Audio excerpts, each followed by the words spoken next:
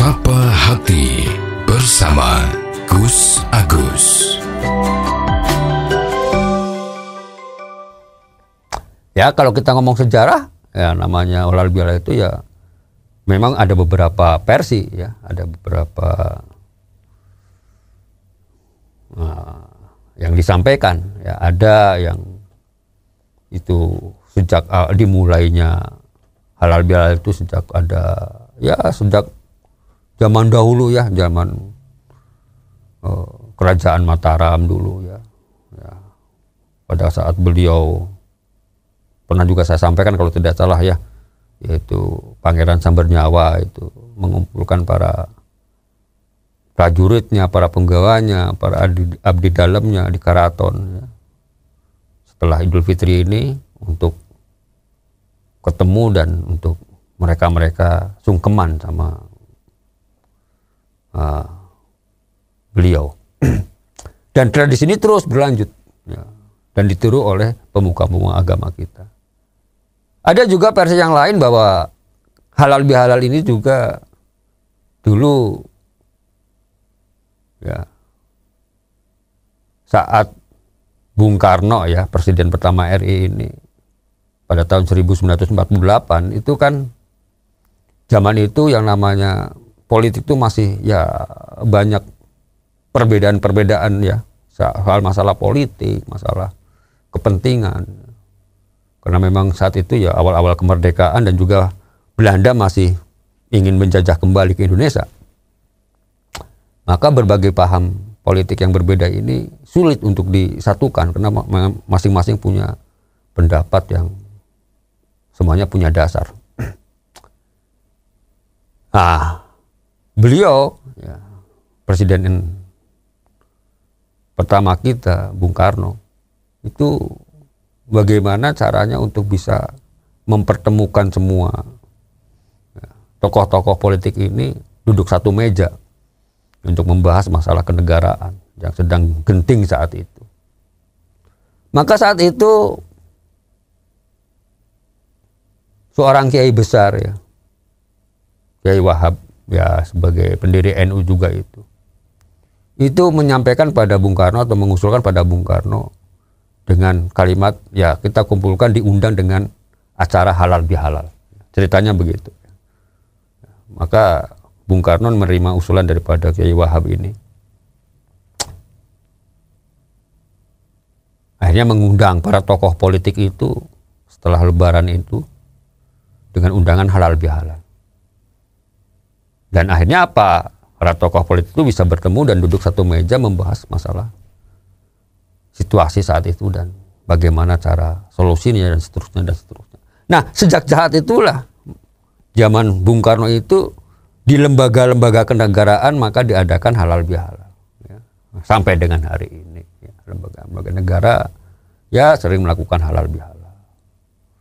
Tujuannya sebetulnya adalah itu tadi, saling bertemu, silaturahim, itu kan, saling memaafkan, yang selama ini punya ganjalan-ganjalan, saling maafkan sehingga hilang apa yang dianggap kita sudah selesai gitu ya. Ya, dosa-dosa mesti Allah hilangkan. Karena kan kalau kita sudah saling memaafkan dan secara dosa antar manusia itu kan secara otomatis sudah luntur, sudah hilang. Ingat ada satu hadis yang menyampaikan bahwa apabila kita berjabat tangan, maka dosa-dosa kita tuh akan hilang selama kita masih berjabat tangan. Dan tentu juga akan dihapus dosa-dosa itu, ya, walaupun dalam hadis itu disampaikan bahwa dosa kita seperti buih di lautan. Ya artinya kita sudah tidak punya dosa lagi. Yang hablum minan nas ya, kalau kita sudah bertemu berjabat tangan saling memaafkan, tinggal bagaimana kita hablum minallahnya ya, hablum minallahnya juga tetap kita harus dilakukan ya, jangan sampai karena kita sedang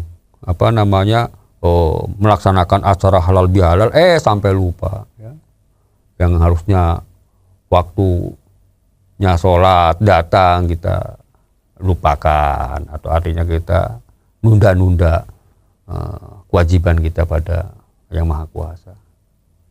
Ini harus seimbang, harus beriringan. Nggak boleh yang namanya kita hanya satu sisi saja yang harus yang kita lakukan, tapi satu sisi yang lain kita lupa tidak dilakukan. Semuanya harus seimbang. Nah, seperti Mas Diajeng yang berbahagia. Tidak hanya sekedar itu. Biasanya di dalam kita melaksanakan ya halal bihalal itu kan tidak hanya sekedar bertemu, itu kan enggak. Ya kan namanya kurang asik gitu ya. Ya biasanya kan pasti ya memanggil atau mengundang seorang penceramah atau orang-orang yang mampu untuk memberikan tausiah gitu kan. Supaya apa? Ya namanya manusia itu kan sebetulnya seperti tumbuhan juga ya, seperti tumbuhan. Artinya kalau kita sering disirami dengan kalimat-kalimat yang baik, ya, maka akan tumbuh ya dalam hati manusia itu juga akan tumbuh menjadi hal-hal yang positif. Kan gitu. Seperti halnya kalau kita ibaratkan hati itu seperti halnya tumbuhan, ya, tumbuhan yang sering disirami dengan air yang baik, dengan sesuatu hal yang apa namanya mengandung obat-obatan yang baik gitu kan, otomatis ya tumbuhan itu akan tumbuh menjadi tumbuhan yang bagus. Ya demikian juga dengan hati kita. Ya hati kita itu sebetulnya kalau kita tidak sering disirami dengan satu hal yang baik, ya artinya dengan nasihat, ya hati kita tuh makin lama tuh makin gelap. Ya kan sering kita ngomong bahwa segala sesuatu itu kan timbul dari hati kita awalnya. Apakah kita akan melakukan suatu perbuatan yang baik? Ya dari hati kita awalnya. Ataupun sebaliknya perbuatan yang tidak benar. Ya awalnya dari hati kita. Maka tidak heran dalam satu hadis disampaikan bahwa apabila hati kita itu baik, maka yang timbul dalam perbuatan kita, dalam kelakuan kita, dalam ucapan kita, yang timbul adalah kebaikan. Tapi kalau hati kita itu adalah sedang dalam keadaan kotor, sedang tidak baik, maka yang timbul dalam fisik kita itu adalah kelakuan-kelakuan yang negatif. Maka dengan adanya siraman rohani, ya sering kita mendengarkan petuah-petuah keagamaan, ya apakah itu bentuknya petuah keagamaan, apakah nasihat-nasihat secara umum gitu ya, dari orang-orang yang bijak, dari orang-orang yang dianggap mempunyai yang bisa dicontoh ya. Karena begini, kadang kan kita menjadi apa ya? Karena kalau sekarang ini kan ya banyak juga oknum sih ya. Orang-orang yang sebetulnya mengerti ya, lebih paham soal masalah keilmuan, masalah keagamaan atau masalah kemasyarakatan. Dia mampu memberikan satu arahan atau petunjuk pada orang lain. Tapi satu sisi dia sendiri tidak melakukan ya. Kalau dalam istilah kita namanya jarkoni ya mas. Ya, iso ngajar tapi orang iso ngelakoni lah. Itu kan sering terjadi ya, di masyarakat kita. Maka kalau orang-orang yang seperti ini memberikan arahan petunjuk itu ya walaupun yang namanya nasihat itu dari manapun berada datangnya itu asal itu adalah yang baik ya kita harus meniru, harus melaksanakan ya. Makanya kan ada juga satu ungkapan atau apa ya, yaitu walaupun itu datangnya dari anggap aja orang yang sebagai dari anak gembala gitu ya, dulu ada istilah seperti itu. Kalau perkataan itu adalah baik ya kita ikuti. Nah, kalau perkataannya tidak baik ya kita nggak ikuti. Ya cuma yang jadi masalah di kita ini kan orang-orang itu kan selalu ya namanya manusia kan, itu kan secara berpikir itu kan beda-beda. Ya. Kadang ada orang yang secara berpikirnya terlalu sensitif ya. Sehingga begitu kita mengetahui bahwa orang itu iso ngomong tapi ora iso nglakoni, ya akhirnya dianggapnya walaupun perkataan itu benar dianggapnya jelek. Nah ini yang perlu kita cermati juga, sehingga pada saat kita memanggil atau mengundang seorang yang bisa mengisi tausiah, ya setidaknya juga ini bisa dipertimbangkan, tidak asal gitu ya, sehingga bisa menjadi kan orang-orang yang audien ini atau yang menghadiri daripada halal bihalal ini semuanya merasa terlayani.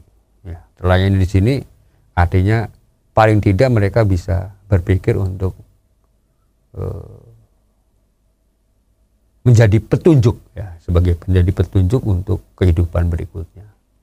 Ya, tidak kebalikannya. Ya, jadi di dalam ajang halal bihalal ini malah justru menjadi bahan gibah atau menjadi cemoohan atau menjadi hal-hal yang bukan kebaikan tapi justru malah kebalikannya, hal yang mungkar. Ya, kan akhirnya menjelek-jelekan orang, kan gitu yang timbul. Ya. Ini kadang-kadang ada yang terjadi seperti itu. Walaupun kita tidak bisa mencegah, ya. Yang namanya orang itu kan memang kadang-kadang yang berbeda-beda. Cuman ya pada saat kita tahu, wajib hukumnya buat kita untuk menasihati, untuk ngasih tahu. Ya, yang namanya kebaikan apapun, ya datangnya dari siapapun, ya. Kita tidak mengenal latar belakangnya apa, asal itu adalah hal yang baik, ya mesti kita harus tiru, kita harus laksanakan. Ya, itu kalau kebaikan, ya. Pun demikian juga hal yang berhubungan dengan sesuatu hal yang dilarang oleh agama. Ya, kalau ajakan itu adalah ajakan kemaksiatan, ajakan yang tidak benar, walaupun datangnya dari orang yang ahli agama misalnya, ya nggak boleh kita tiru, nggak boleh kita lakukan, karena itu adalah perbuatan dosa. Jadi kita fleksibel saja. Jadi nggak usah berpikir bahwa harus si A, harus si B, harus si C, siapapun. Ya.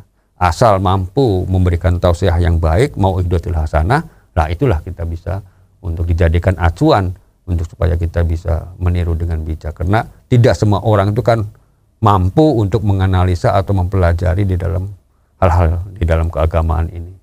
Ya, ada yang karena memang kesempatan yang tidak punya, atau mungkin karena kesibukan dan sebagainya.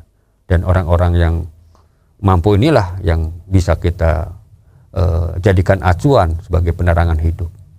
Demikian, semoga ada manfaatnya. Billahi taufiq wal hidayah. Wassalamualaikum warahmatullahi wabarakatuh. Sapa Hati bersama Gus Agus.